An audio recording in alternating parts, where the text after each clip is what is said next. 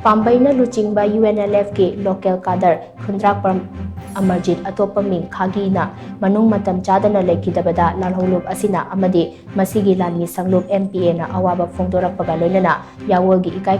Khumnaba Utlakli Party asigi Department of Publicity and Education gi Director Charairongba Thokchomna Thadorakpa Chirol amana hai Leikhidabada Khundrakpam Amarjit Party asina piba local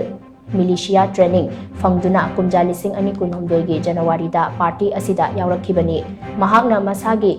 yum thadokuna MPA ge laanmee singi marakta pullaga laanmee ama oibagi chapchaba thaudang lawki MPA ge laanmee singna lanthengnariba leibaki lanfam singda mahakna mapung phana saruk yaki mahak masa ngamlaktabadagi suti lawduna yumda leidingaida heart ki anaba amana maram oiriga laikannaba ngamdana leikhidabani Leikhidabada LC Khaagi Imphal West District ki Sagolban Tera Khuraijam Lekaida Leiba Ingudam Somo Meitei amadi Memchaubi Leima Anina Macha Sakna Yokcharakpani Mahak kumja lising ani sudna anigi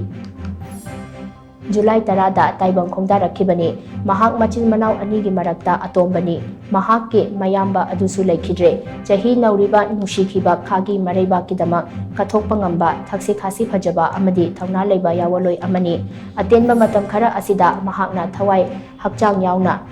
lalhougi thaudang laurami mahakna manung Matam Chadana Leikhidabada imung manungna thengna horiba awa chaithengda party asina amasung masigi laanmee shanglup MPA na thamoi sokna saruk yari Yawoloi asigi thawai yaudraba hakchangna ima leibaki leisada ingna chingna yataba oirasanu haina chirol asina makhatari